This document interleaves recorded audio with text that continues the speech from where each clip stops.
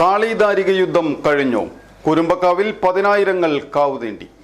Malabar entrance coaching centre, ലക്ഷ്യപ്രാപ്തിയിലേക്കുള്ള ശരിയായ മാർഗം.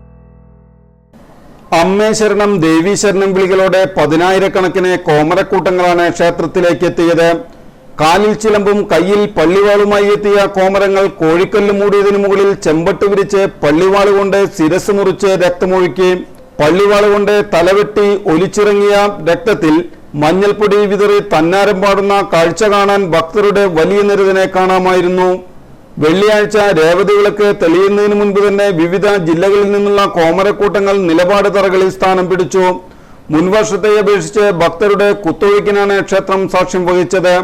അശ്വതി നാളിൽ ഉഷപൂജയും പന്തീരടി പൂജയും ഉച്ചപൂജയും ദീപാരാധനയും അത്താഴപൂജയും കാലേക്കൂട്ടി നിർവഹിച്ച് ശാന്തിക്കാരും മറ്റുള്ളവരും പുറത്തിറങ്ങിയ ശേഷം അടികൾമാർ വലിയ തമ്പുരാനിൽ നിന്ന് അനുവാദം വാങ്ങി.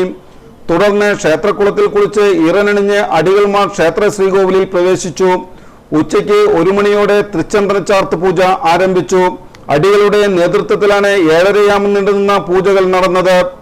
വരിക്കപ്ലാവിൽ തീർത്ത ദേവീ വിഗ്രഹത്തിലെ തിരുവാഭരണങ്ങൾ അഴിച്ചുമാറ്റി കരിക്കിൻ വെള്ളവും മഞ്ഞൾപ്പൊടി സുഗന്ധദ്രവ്യങ്ങളും കൂട്ടി ചേർത്തുണ്ടാക്കിയ ഔഷധം ദേവീ വിഗ്രഹത്തിൽ തേച്ച് 3.5 മണിക്കൂർ നീണ്ടുനിന്ന ശാക്തേയ പൂജ നടത്തി.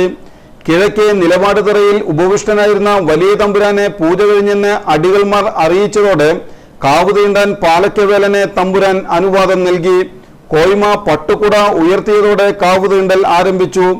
കയ്യിൽ കരുതിയ മുളവടി ക്ഷേത്രത്തിന്റെ ചെമ്പോലയിലിടിച്ച് ക്ഷേത്രത്തിനെ വലം വെച്ച് മഞ്ഞൾപ്പൊടിയും കുരുമുളകും മറ്റും ക്ഷേത്രത്തിലേക്കെറിഞ്ഞ് കാവ് തീണ്ടിയാണ് കോമരക്കൂട്ടങ്ങൾ മടങ്ങിയത്.